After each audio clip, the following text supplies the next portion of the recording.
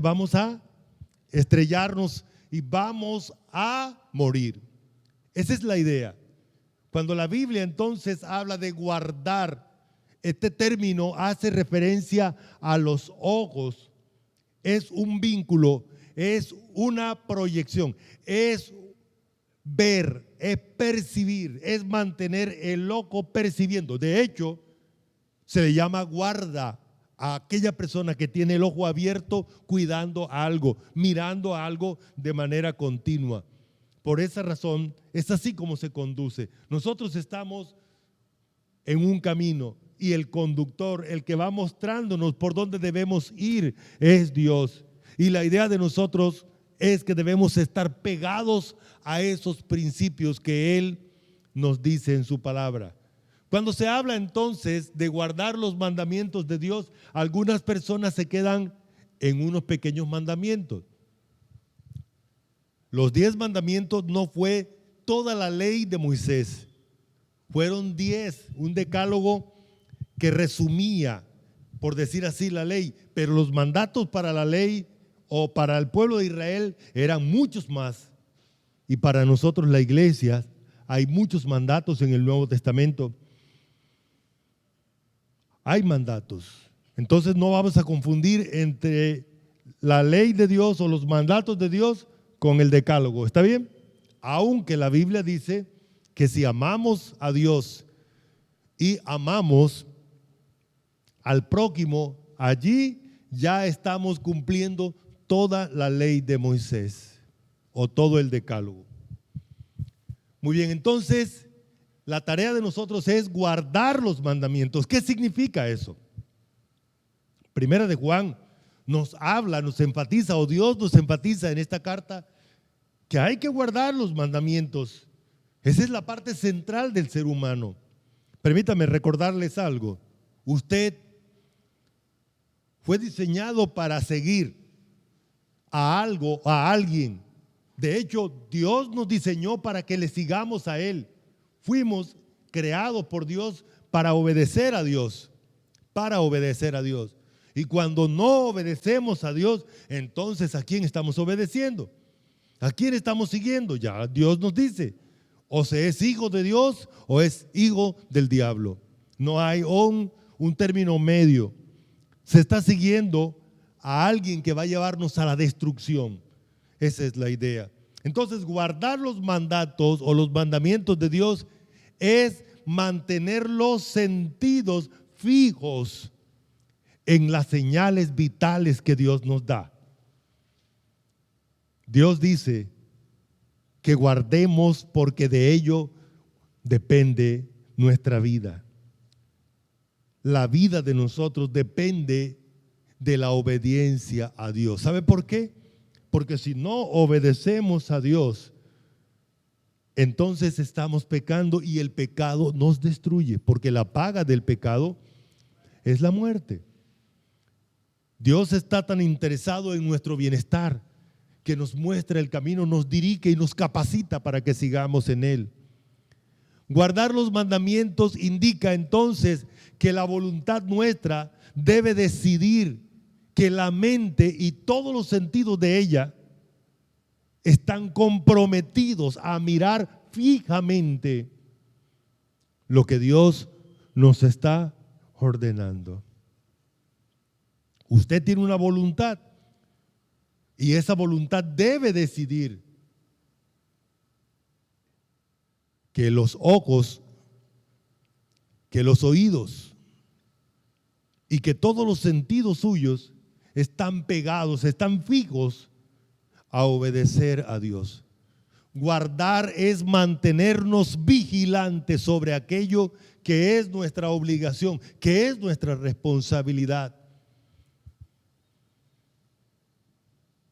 En el Antiguo Testamento, Dios le hace un énfasis a Israel: mira que guardes la ley, mira que guardes. Acabamos de cantar un coro: nunca se apartará de tu boca este libro de la ley, sino que de día y de noche meditarás en él. ¿Sí recuerdan cuál es la historia de eso? ¿A quién le dijo Dios eso? ¿A quién usó Dios para decirle?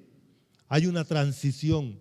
Moisés había recibido las órdenes de Dios y ahora Moisés va a fallecer, va a ser quitado del camino y ahora viene Josué a reemplazarlo como el líder de la nación de Israel.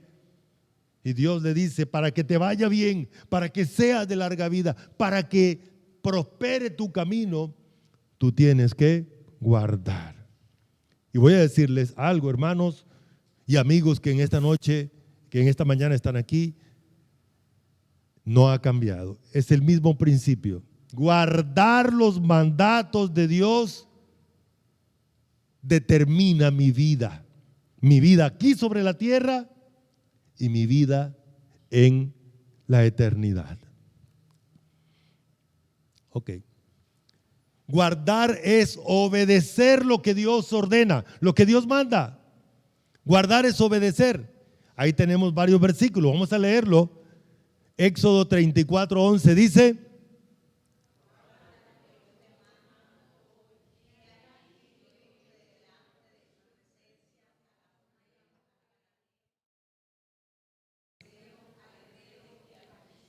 ahí está la clave. Guarda lo que yo te mando. Guarda lo que yo te mando. Voy a pedir que esta nave lea Deuteronomios capítulo 4, versículo 40. Dice así: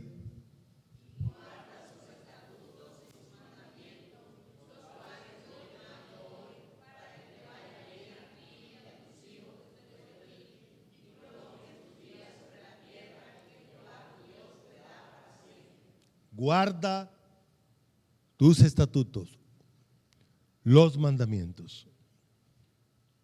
Lo que yo te mando es lo mismo. Ahora tenemos Deuteronomio 7:11, esta nave.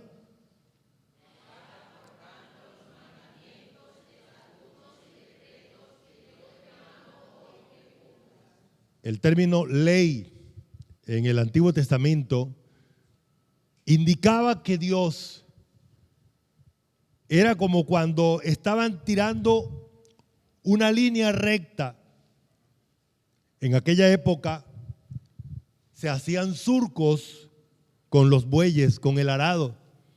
Entonces el que estaba arando ponía una estaca aquí y luego tiraba una cuerda bien larga hasta el final, hasta donde debía llevar el buey, y el que estaba arando llevar la yunta en esa dirección.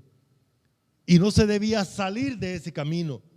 No se debía desviar, no debía hacer otra cosa sino seguir eso. Esa es la idea de guardar. La idea de guardar es seguir lo que Dios nos está ordenando, seguir lo que Dios nos está diciendo, hacerlo. Dios dice que cuando una persona oye y oye y oye la Biblia, oye lo que Él está enseñando y no lo hace, se le llama, ¿cómo dice Dios? Oidor. ¿Qué le pasa al que oye así de esa manera? Luego olvida, dice. Por eso Dios le llama oidor olvidadizo. Y hay entonces una cantidad de personas que oyen y oyen y oyen y oyen y creen que eso que están oyendo no es para ellos. No, es que yo estoy oyendo y esto es muy repetitivo. Esa persona que oye la palabra, la oye, entonces cree que la otra persona debe aplicarla, debe obedecer esa palabra, pero no ella. Por ejemplo, hay varones que muchas veces le exigen a la mujer: mire, que esto es lo que te enseña la Biblia, hágalo. O viceversa. La esposa le dice: no es lo que te enseñó en la iglesia el pastor, ni siquiera Dios, no el pastor, ¿no? O a veces los papás a los hijos: mire, eso es lo que Dios dice, que no se debe mentir. Y el hijo se ríe por dentro y dice: ajá. Y la mentira, y comienza a sacarle cuenta. Pues esa es la idea. Muchas veces pensamos que lo que estamos oyendo no es para aplicarlo yo, para vivirlo yo. Y la palabra guardar indica entonces que Dios me está mandando es a mí como varón. Y quiero compartir un poquito mi experiencia personal en la relación de familia. A veces uno quiere obligar a la otra persona a que haga las cosas. No, esa es mi responsabilidad individual. El otro que arregle su problema con Dios. ¿Sí estamos? El otro que arregle su problema con Dios. Pero a veces usamos la Biblia como excusa. Es que tú no estás haciendo lo que Dios te dice, por esa razón yo no lo hago. No, Señor. Es a mí, es individual y no hay excusa. Yo no puedo excusarme con que el otro no está haciendo lo que le compete. Es a mí individual. Soy yo como varón, como papá, como hijo, como creyente individual, que debo asumir mi responsabilidad frente a Dios porque Él tiene la autoridad de ordenar y mandar. Guardar es tener en la mente con diligencia para no olvidar. Voy a pedir que los varones lean este versículo de Deuteronomio 4:9. Dice así: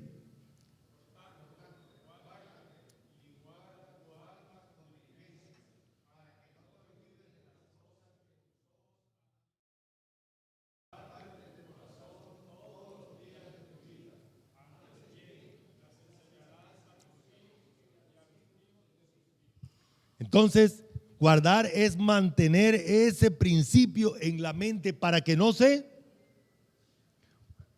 ¿Saben ustedes que olvidar es una decisión? Nosotros tomamos la decisión de olvidar aquellas cosas que no le damos el valor. Cuando algo no tiene valor para mí, entonces mi mente lo que hace es que lo archiva. La mente mía determina si esas cosas no tienen valor, las va poniendo aparte en un lugar donde no es prioridad. Aquí Dios está diciendo que obedecer lo que Él nos está mandando es la prioridad. Por esa razón, los mandatos de Dios deben estar en prelación en mi mente. Las mujeres entonces leen el versículo de primer libro de Reyes 2:3, dice así: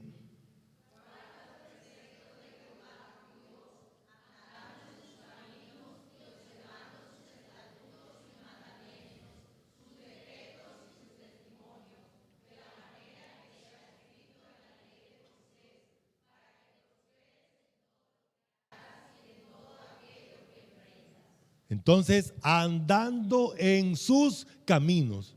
Ese es el énfasis. Guardar entonces es observar los mandatos para conducirnos por ellos. No hay otra opción. Yo debo andar. Es como, vuelvo otra vez al ejemplo. Voy en la carretera. No hay la opción de salirnos de la carretera. Si nos salimos de la carretera, vamos a accidentarnos, vamos a hacernos daño. Y eso es lo que nos pasa entonces con relación a el guardar los mandamientos de Dios. ¿Cuáles son los beneficios de guardar los mandatos de Dios? Hay muchos beneficios. Hay muchos beneficios. El primero de ellos es que sabemos que le conocemos. Versículo 3 del capítulo 2 dice: y en esto sabemos que nosotros le conocemos si guardamos sus mandamientos. Y ya dice, ¿verdad? Si alguna persona dice que le conoce y no guarda sus mandamientos, es mentiroso. Es mentiroso. Está mintiéndose a sí mismo.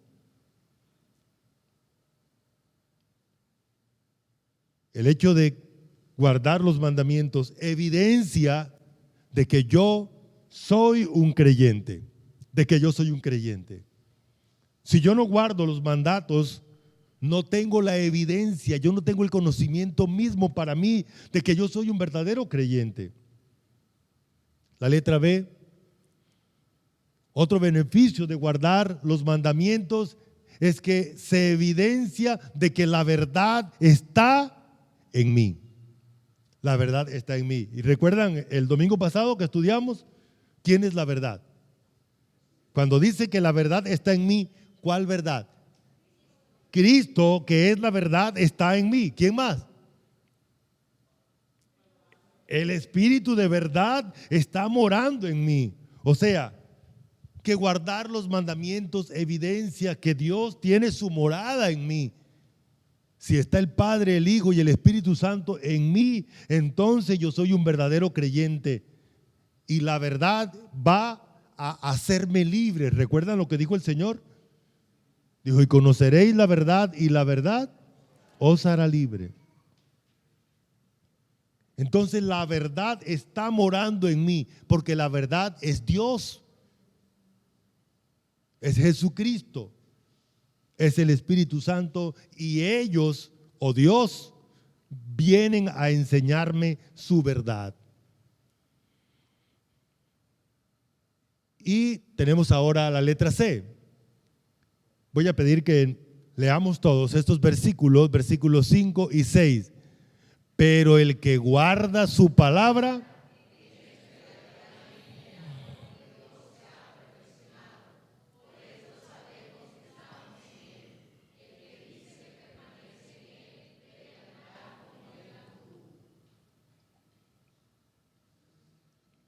el amor de Dios se basa en mandatos. Dice que el amor de Dios se ha perfeccionado en aquella persona que guarda los mandamientos. Voy a explicar un poquito esto.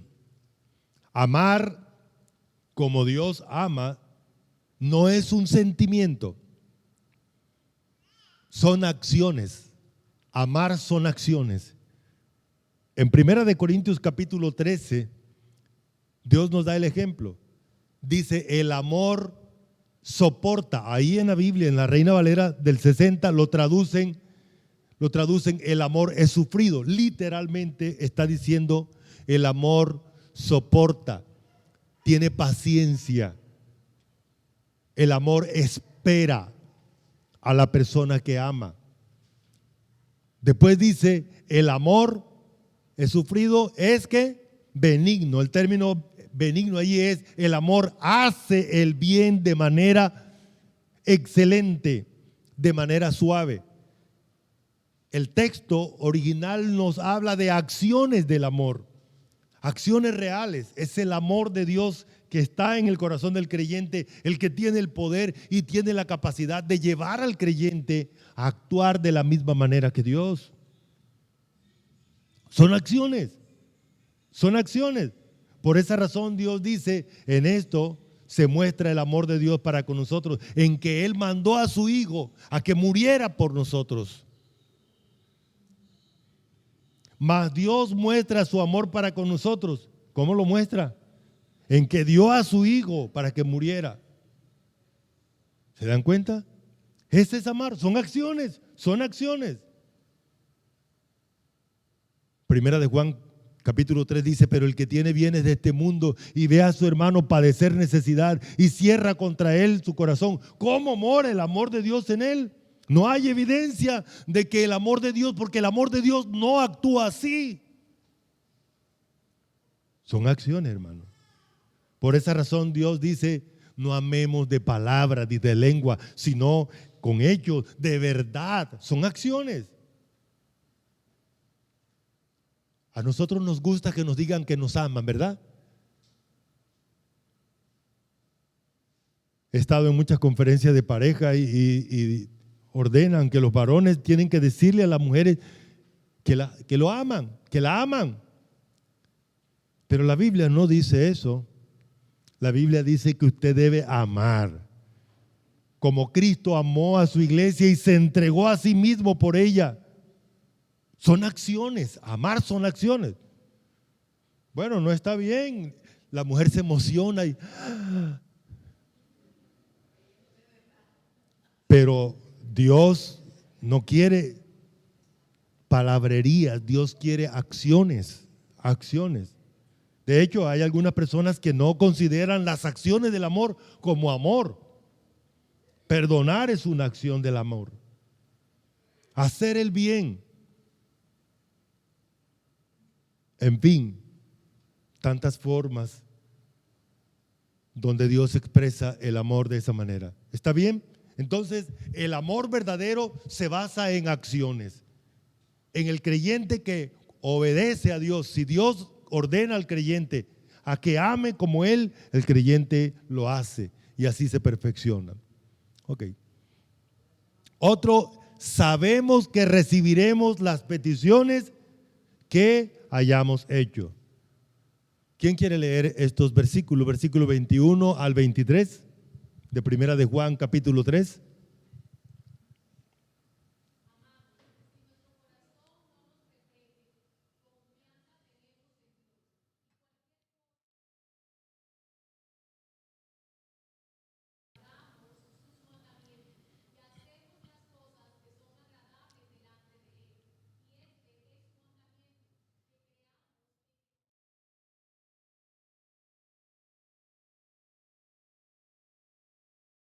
Mire el beneficio.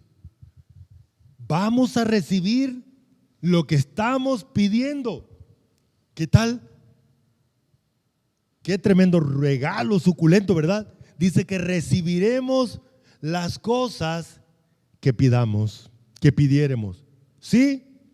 Ahí está la condición. ¿Cuál es la condición? Si guardamos sus mandamientos. Si guardamos sus mandamientos, vamos a recibir lo que Él, según su voluntad, también produce en nosotros, porque las oraciones son producidas por Dios. Entonces, si obedecemos lo que Él nos manda, tenemos la garantía de que vamos a recibir las peticiones según su voluntad. Y la otra cosa, haremos lo que es agradable a Dios. Si nos dedicamos a obedecerlo a Él, eso le agrada a Dios, eso le produce agrado a Dios, le produce satisfacción a Dios. Eso dice el texto. Nosotros vivimos hoy en día un fenómeno que se llama el fenómeno de las iglesias. Bueno, eso comenzó por allá en los años 60. Un fenómeno de emocionalismo. Y se cree que son las emociones. De hecho, la gente cree que Dios se emociona cuando el que está tocando el piano toca el piano bien y la persona piensa que ven a Dios allá bailando así como. ¿Sabe qué emociona a Dios? ¿Sabe qué emociona a Dios? Ver un creyente que está luchando por hacer lo que Él ordena. Eso sí emociona a Dios. Dice que hacemos las cosas que son agradables. Eso produce una sensación de agrado en Dios. Eso dice Él, ¿no? En su palabra, y su palabra no miente. Otro beneficio de guardar los mandamientos. Sabemos que permanecemos en Dios y Dios en nosotros. Dice en 1 de Juan 3:24, el que guarda sus mandamientos permanece en Dios y Dios en él. En esto sabemos que Él permanece en nosotros por el Espíritu que nos ha dado. ¿Saben? Usted no puede obedecer los mandatos de Dios solo. Para obedecer los mandatos de Dios, Dios le da el Espíritu Santo para que el Espíritu Santo le dé el poder para obedecerlo. Usted no puede. Dios también le da la palabra. La palabra es como gasolina. La palabra es la que nos da la energía para obedecerla. Y ojo, no cada 8 días, todos los días. La palabra es el alimento de mi ser.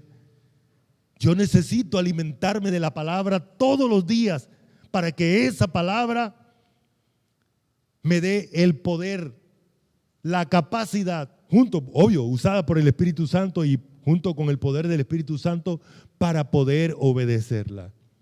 Y eso me da la garantía de que yo tengo una relación profunda con Dios. Dios está en mí y yo estoy en Él. Es una relación para siempre. Dios está en mí y siempre va a estar en mí. Y yo estoy en Dios y siempre voy a estar en Dios. Otro beneficio, sabemos que nos irá bien en todo lo que hagamos. Ahí tenemos dos versículos, Deuteronomio 4:40. Voy a pedir que un hermano nos lea estos versículos.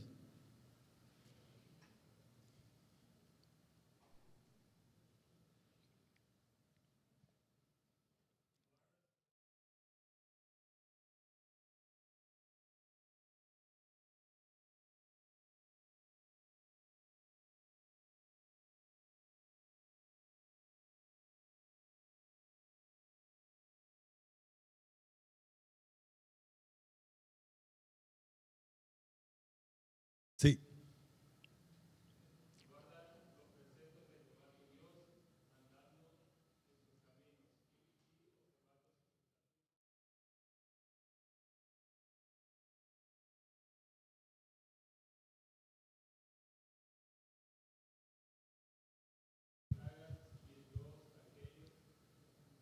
Que emprendas. ¿Está claro? Mire ese beneficio. Prosperidad verdadero. Hay una doctrina que comenzó hace unos años que se llama la doctrina de la prosperidad. La Biblia sí enseña la prosperidad, pero no como estos grupos lo enseñan. No, es que tú tienes que dar, eso más o menos como una especie de pirámide.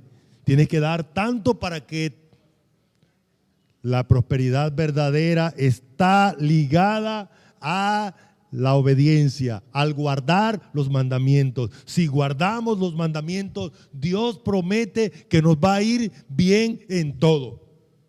En todo. Si guardamos lo que Él nos está ordenando, si hacemos lo que Él nos está ordenando, dice para que te vaya bien y prolongues tus días. ¿Qué significa eso? Vea, vamos a tener longevidad, larga vida aquí en la tierra. Vamos a tener prosperidad en todo lo que emprendamos, porque estaremos haciendo las cosas según lo que Dios nos ha ordenado. ¿Vale la pena? ¿Vale la pena guardar los mandamientos de Dios? Claro que vale la pena. Y quiero decirles, hermanos, esa es la prioridad. Nosotros somos una organización que muchos nos jactamos de que tenemos mucho conocimiento bíblico. Pero saben, hermanos, a veces ese conocimiento no se evidencia en la conducta del creyente. Guardar lo que Dios nos dice evidencia de que somos hijos suyos, pero también nos va bien en todos los aspectos de nuestra vida. Entonces, otro beneficio, sabemos que somos bienaventurados. Esta es otra forma de decir la palabra bienaventurado, es que vamos a ser beneficiados en todos los aspectos de nuestra vida, espiritual y todos los aspectos de nuestra vida. Ahí en el Salmo 119 dice: bienaventurados los que guardan sus testimonios y con todo el corazón le buscan. Y aquí viene el último: pues no hacen iniquidad los que andan en sus caminos. El último de los beneficios es que vamos a tener una vida santa, una vida de santidad. La práctica de lo que Dios nos ordena va a hacer que evitemos el dolor, porque cada pecado que cometemos es doloroso para nosotros, porque todo pecado trae consecuencias. Todo pecado trae sus consecuencias. Entonces lo que va a ocurrir es que yo voy a tener menos dolor, pasaré la vida mejor, pasaré por esta tierra con menos dolor, porque no estoy llevando las consecuencias del pecado. Que la gracia del Señor nos dé la sabiduría, nos dé la fuerza para obedecer los mandatos. Y quiero aprovechar la oportunidad para hablar a aquellas personas que nos están visitando. Esto es lo que hacemos aquí. Estudiamos la palabra, Y todos estamos luchando por tratar de ser lo mejor, obedeciendo a nuestro Dios, creyéndole. Pero no podremos hacerlo a menos que Dios no esté en nosotros. Cuando Dios está en nosotros, entonces Él mismo nos capacita para que obedezcamos su palabra y por supuesto vamos a recibir los beneficios. ¿Y cómo hacemos para tener a Dios morando en nosotros? Una sola cosa: creer en Él.